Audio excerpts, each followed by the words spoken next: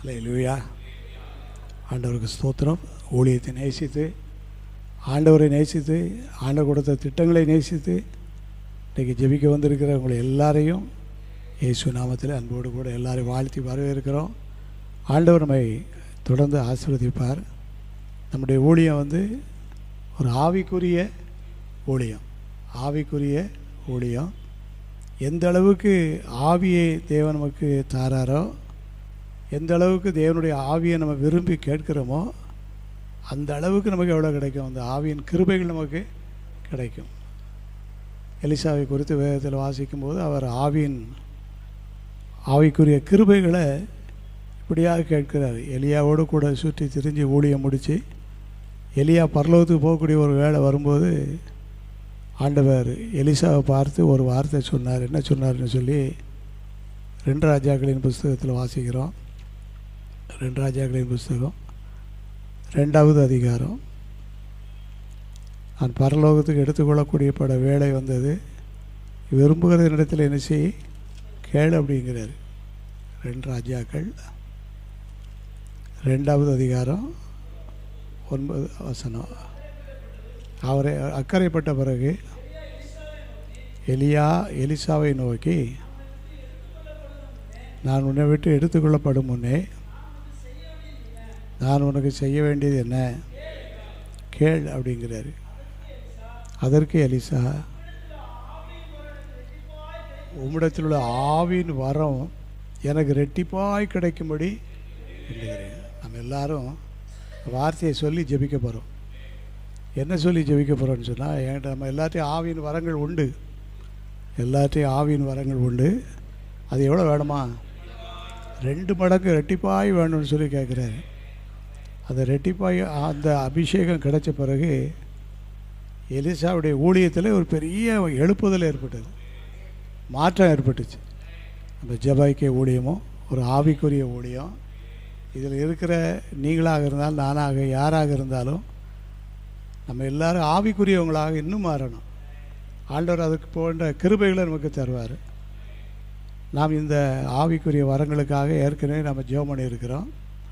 இந்த ஆவிக்குரிய வரங்கள் நமக்கு அன்றைக்கி எலிசா எவ்வளோ கேட்டார்னு சொன்னால் 2 மடங்கு எனக்கு வேணும்னு சொல்லி கேட்டார். நாம் அந்த 2 மடங்கு வரை நிப்பாட்ட போகிறதில்ல, எங்களுக்கு பல மடங்கு அளவில்லாமல் வேணும், அளவில்லாமல் வேணும்னு சொல்லி விரும்பி கேட்கும்போது, தாகத்தோடு கேட்கும்போது, வாஞ்சையோடு கேட்கும்போது தேவன் அதை நிச்சயமாக என்ன செய்வார், தந்து நம்மளை நடத்துவார். அந்த ஆவிக்குரிய வரங்களும் வல்லமைகளும் இருந்தால் தான் அது எங்கே போய் செயல்படுது அப்படின்னு சொல்லி 1 கொரிந்தியர் 2வது அதிகாரத்தில், 1 கொரிந்தியர் புஸ்தகம் 2வது அதிகாரத்தில், 1 கொரிந்தியர் 2வது அதிகாரம் 10வது வசனம், நமக்கோ தேவன் அவைகளை தமது ஆவியினாலே வெளிப்படுத்துவார். அந்த ஆவியானவர் எல்லாவற்றையும், எல்லா ஆவியானவருடைய ஒரு ஆளுகை தான். அந்த 9வது வசனத்தை படிக்கும்போது எழுதியிருக்கிறபடி தேவன் தமிழ் அன்பு கூறுவர்களுக்கு ஆயத்தம் பண்ணினவைகளை கண் காணவில்லை, காது கேட்கவும் இல்லை. ஆண்டவர் ஆயத்தம் பண்ணியிருக்கிற காரியங்கள் எல்லாம் வெளிப்படுத்தப்படாமல் இருக்குது. ஆனால் யாருக்கு அதை வெளிப்படுத்துவாரா? நமக்கோ தேவன் அவைகளை தமது ஆவியினாலே அவர் ரகசியங்களை எல்லாம் வெளிப்பட போகுது. ஆண்டவர் தம்முடைய ரகசியங்களை எல்லாம் தம்முடைய ஊழியக்காரர்களுக்கு சொல்லாமல் எதையும் என்ன செய்ய மாட்டார். இந்த 9வது வசனத்தில் நம்ம படிக்கும்போது தேவன் தமிழ் அன்பு கூறுவர்களுக்கு ஆயத்தம் பண்ணினவைகளை, நம்ம எல்லோரும் ஆண்டவர்கிட்ட அன்பு செலுத்துகிறோம். ஆண்டவர் பக்கம் நிறைய காரியங்களை ஆயத்தம் பண்ணியிருக்கிறாரு.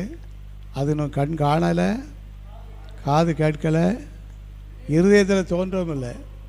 ஆனால் யாருக்கு வெளிப்படுத்துவார் அப்படின்னு சொல்லி படிக்கும்போது, நமக்கோ தேவன் அவைகளை தமது ஆவியினாலே வெளிப்படுத்துவார். அப்போ தேவனுடைய ஆவி வெளிப்படும் போது எல்லா காரியங்களிலும் ஒரு தெளிவு நமக்கு என்ன செய்யும், உண்டாகும். ஆண்டவர் யார் யாருக்கு அந்த ஆவியை ஊற்றினை வல்லமையாக நடத்தினார் என்பதை பார்க்கும் முன்னால் நம்ம இருக்க இடத்துல ஒரு ஜெபம் பண்ணிடுவோம். ஆண்டவரே, எங்களுக்கு உம்முடைய ஆவியின் வரங்கள் இன்னும் அதிகமாக வேணும் ஆண்டவரே. எங்களுக்கு இன்னும் ஆவியின் வரங்கள் எங்களுக்கு வேணும் ஆண்டவரே. கிருபைகள் எங்களுக்கு வேணும் ஆண்டவரே. கிருபைகள் எங்களுக்கு வேணும் ஆண்டவரே. எல்லாரும் ஜெபம் பண்ணுவோம். நமக்கோ தேவன் அவைகளை தமது ஆவியினாலே நிறைய குடும்ப காரியங்களில் நமக்கு அநேக வெளிப்பாடுகள் கிடைக்கணும். ஐக்கிய காரியங்களில் வெளிப்பாடு கிடைக்கணும். வேலை செய்கிற இடத்துல வெளிப்பாடுகள் கிடைக்கணும். ஆண்டவர் அவைகளெல்லாம் நமக்கு தர சித்தமுள்ளவராக இருக்கிறார். அல்லேலூயா. ஆமேன், ஆமேன், ஆமேன். அந்த ஆவியின் வரங்கள் நமக்கு அதிகமாக நமக்கு வேணும். அதிகமாக நமக்கு வேணும். அந்த ஆவியின் வரங்களுக்காக வேறு யாருக்கும் அது வெளிப்படுத்த மாட்டார். நமக்கோ தேவன் அவைகளை தமது ஆவியினாலே வெளிப்படுத்தினார் இருக்கு. அப்போ ஆவி நம்மகிட்ட குறையும் போது வெளிப்பாடு குறையும். ஆவி கூடும்போது அந்த வெளிப்பாடுகள் அதிகமாகும். எல்லோரும் ஜெபம் பண்ணிடுவோமா? ஆண்டவரே, எங்கள் எல்லார் மேலேயும் நம்முடைய ஆவியின் வரங்கள் பலமாய் ஊற்றப்படும்படியாக பலமாய் ஊற்றப்பட்டுட்டோம். ஆண்டவரே, நீர் ஆயத்தம் பண்ணினவைகளை எங்களுடைய கண்கள் காணணும். நீர் ஆயத்தம் பண்ணினவைகளை எங்களுடைய காதுகள் கேட்கணும். நீர் ஆயத்தம் பண்ணினவைகளை எங்களுடைய இருதயத்திலிருந்து வெளிப்படுத்தப்படணும். ஆண்டவரே, அந்த ஆவிக்காக நாங்கள் இந்த வேளையில் ஜெபிக்கிறோம் அப்பா. இந்த ஆவிக்காக நாங்கள் ஜெபிக்கிறோம் ஐயா. ஆண்டவர் கிருபை செய்வீராக. அல்லேலூயா. ஆமேன், ஆமேன், ஆமேன், ஆமேன். பக்த நீளல்லவரே, என்னை ஆதரித்திடும் பக்தனே, எக்கால நிலைமையில் என்னை சேதப்படுத்தாது. எக்கால நிலைமையில் என்னை சேதப்படுத்தாது.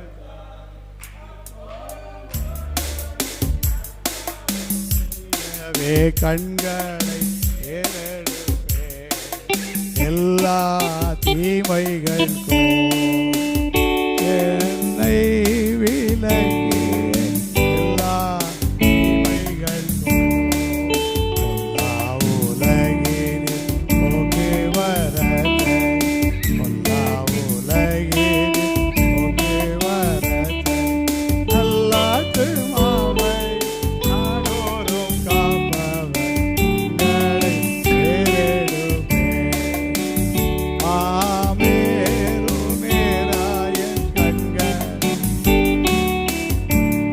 நமக்கோ தேவன் அவைகளை தம்முடைய ஆவியினாலே வெளிப்படுத்தினார். எதை வெளிப்படுத்துகிறாரா? பூமி முழுவதும் யாருக்கும் செய்திராத அநேக காரியங்கள் கண்ணால் பார்க்கலை, காதால் உணரலை, இதயத்தில் வெளிப்படுத்தப்படலை. ஆனால் வெளிப்படுத்துவேன்னு சொல்கிறாரு. யாருக்கு வெளிப்படுத்துவாரா? நமக்கோ தேவன் அவைகளை தம்முடைய ஆவி. அப்போ ஆண்டவற்ற ஆவி இருந்து நம்மகிட்ட அந்த ஆவி இன்னும் குறையாமல் கூடுதலாக வர வர ஆண்டவர் இந்த ஆவியை ஊற்றுவார். அப்படி எலிசா அந்த ஆவியின் வரங்களை 2 மடங்கு கேட்டார், ஆசீர்வதிச்சார். அதுக்கு எல்லா விஷயமும் சாட்சியாக இருக்குது. ஒரே ஒரு சின்ன சாட்சியை 2 ராஜாக்களின் புஸ்தகம் 4வது அதிகாரத்தில் வாசிக்கிறோம். 2 ராஜாக்கள் 4வது அதிகாரம் கடைசி 3 வசனங்கள் 42. பின்பு பாகால் சலிஷாவில் இருந்து ஒரு மனுஷன் தேவனுடைய மனுஷனுக்கு முதற் பலனான வார்கோதுமையின் 20 அப்பங்களையும் தாழ் கதிர்களையும் கொண்டு வந்தான். ஒரு ஆள் எலிசாவை பார்த்து சில பொருட்களை கொண்டு வர, சாப்பாடு பொருட்களை கொண்டு வர்றாரு. கொண்டு வந்து என்ன சொல்கிறாருன்னு சொல்லி படிக்கும்போது, இதை அப்பொழுது அவன் ஜனங்களுக்கு சாப்பிட கொடுன்னு சொல்லி சொல்கிறாரு. எலிசா என்ன சொல்கிறார் பாருங்க. அங்கே அது எவ்வளவு தான் காணும்? 100 பேர் தான் என்ன செய்யும்? காணும். ஆனால் அங்கே நிறைய ஆட்கள் இருக்காங்க. இது எப்படி கொடுக்க முடியும்னு கேட்கும்போது,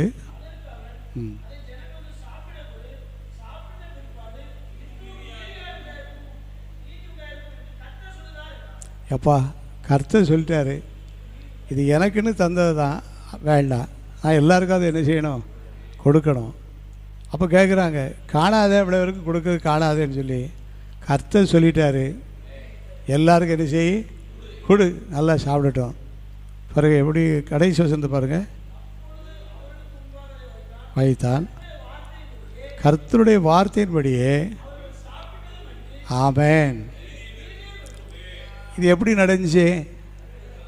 கர்த்தருடைய ஆவி யாருக்குள்ளே இருக்குது?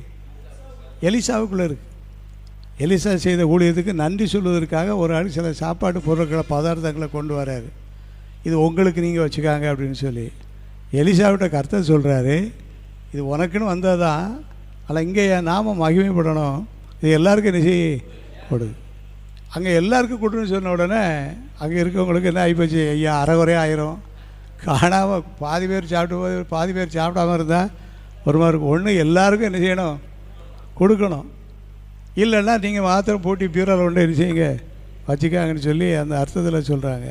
ஆனால் கர்த்தருடைய ஆவியானவர் சொல்கிறாரு, இதை எல்லாருக்கும் என்ன செய்ய கொடு. கர்த்தருடைய வார்த்தையின்படி அவர்கள் சாப்பிட்டதுமின்றி. இந்த வெளிப்பாடு எப்படி கிடச்சிச்சு? கர்த்தருடைய ஆவி தான். கர்த்தருடைய ஆவி தான் எலிசாவிட்ட பேசுகிறாரு. ஒருவேளை ஒரு மாத்திரம் சாப்பிட்டு எவ்வளோ சாப்பிட முடியும், ஒரு கணக்கும் சரியாக என்ன செய்யாது, வராது. அது ஆவியானவர் சொல்கிறாரு, எல்லாருக்கும் கொடு, எல்லோரும் சாப்பிட்ட பிறகு மீதி என்ன செய்யும். அப்போ கர்த்தர் நமக்கு ஆயத்தம் பண்ணினவைகளை அவருடைய ஆவியின் பலத்தோடு நான் பெற்றுக்கொள்ளும்போது எல்லோரும் சாப்பிடுவாங்க, நமக்கும் கிடைக்கும், மீதமும் என்ன செய்யும், மீதமும் எடுக்கும். ஒன்றும் குறைவு என்ன செய்யாது, வராது. கர்த்தர் நல்லவர், உங்களை என்னை நேசிக்கிற ஆண்டவர் நல்லவர். நமக்கு அவருடைய ரகசியங்களை எல்லாம் வெளிப்படுத்தி இன்னும் நமக்கு அந்த ஆவியின் மூலமாக வெளிப்படுத்தி தருவார். அப்போ நமக்கு என்ன கேட்க போகிறோம் அப்படின்னு சொன்னால், நமக்கோ தேவன் அவைகளை தம்முடைய ஆவியினாலே வெளிப்படுத்தினார். ஜெபம் பண்ணுவோமா? எல்லோரும் ஆண்டவர் நோக்கி ஜெபம் பண்ணுவோம். ஆண்டவரே, அங்கே எங்களுக்குன்னு எதையும் வைத்துக்கொள்ளாதபடிக்கு எங்களுக்கு நீங்கள் தந்ததெல்லாம் எல்லாருக்கும் உரியது. ஆண்டவரே, எல்லோரும் சாப்பிட்டாங்க, திருப்தியாக சாப்பிட்டாங்க, மீதம் எடுக்கவும் ஆண்டவர் உதவி செய்தார்.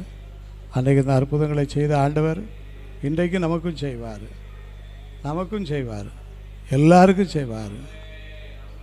கருணை கடலாம் இயேசுவே, கனிவுடனே இப்போ இறங்கிடுமே. எங்கள் கருணை கடலாம் இயேசுவே, வாரும் வல்லமையாய் தாரும் வரங்களை வர்த்திக்க வேண்டும் விசுவாசத்தை. வாரும் வல்லமையாய் வர்த்திக்க வேண்டும் விசுவாசத்தை. புகழ்ந்திடவே திருநாமத்தை, புகழ்ந்திடவே திருநாமத்தை. எங்கள் கருணை கடலாம் இயேசுவே, கனிவுடனே இப்போ இறங்கிடுமே. எங்கள் கருணை கடலாம் இயேசுவே. எல்லாரும் வந்து ஆண்டவரை துதிக்கவும் பாடவும் ஜெபிக்கவும், ஆண்டவருடைய வார்த்தைகள் ஆசீர்வாதங்களால் கிருபைகளால் பலப்பட ஆண்டவர் கிருபை செய்ததற்காக எல்லாரும் ஆண்டவருக்கு நன்றி சொல்லிச்சிருவோம். ஆண்டவரே உமக்கு ஸ்தோத்திரம். நமக்கோ அவைகளை தேவன் தம்முடைய ஆவியினாலே வெளிப்படுத்தினார். நமக்கோ அவைகளை தேவன் தம்முடைய ஆவியினாலே வெளிப்படுத்தினார். அல்லேலூயா, அல்லேலூயா, அல்லேலூயா. ஆமென், ஆமென், ஆமென். எலிசா கையில் உள்ள அந்த பதார்த்தங்கள் எல்லாருக்கும் கொடு. ஐயா காணாதே, நீ குடியா, எல்லாரும் சாப்பிட்டுட்டோம், மீதி எடுப்பாங்க. இது கர்த்தருடைய வார்த்தை. நம்ம எல்லோரும் கர்த்தருடைய வார்த்தையினாலே போஷிக்க போகிறோம். கர்த்தருடைய வார்த்தை நம்மளை நிரப்பும், கர்த்தருடைய வார்த்தைகள் நம்மளை ஆசீர்வதிக்கும். நம்மை கொண்டு தேவன் அதிசயங்களை செய்வார்.